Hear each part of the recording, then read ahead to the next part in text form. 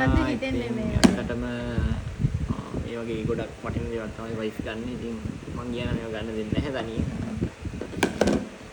මේ වගේ ඉතින් 350 ඉතින් ඇත්තටම ලාභයි. පුදුම ලාභයක් තියෙනවා. ලීන්සුවක් අරන් යන 350ක. දෙකක් තියෙනවනේ දෙන්නට දෙක. ලීන්සුවක් තියෙන 50ක් වගේ තමයි වෙන්නේ කඩේ. ඔය රෙද්ද නෙමෙයිනේ. මේක තමයි ඉතින්. ඔතන 150යි නේ. මේක මෙහෙම මෙන්න මේකට තමයි මේ සල්ලි ගන්න ඕනේ. මේ චිලි පේස් හදන්න තමයි අරන් තියෙන්නේ. නෑ චිලි පේස් දාන්න, සෝස් දාන්න, ලුණු කපලා දාන්න. මේකට 350ක් වඩා. නෑ ඇතුලේ ගම පොඩ්ඩක් අවුල වෙන්නේ. නෑ දූවිනේ. මේක 350ක් උගන්නේ. 10 එතකොට අනිත් ඒවාට ලොකු නෙමෙයි.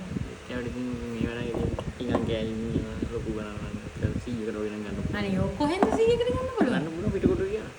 ඉතින් පිටකොටුවට ගිහින් ගෙනත් දෙන්න තිබ්බා. පිටකොටු යන ගාන කීයද? මේකත් ඉතින් රුපියල් 350ක් තමයි. එකක් 350 දෙකක් 350යි. එකක්.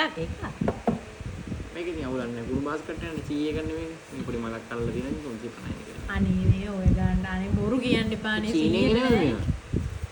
යස්. ඇතිනේ මං ඉවර කරන්නද?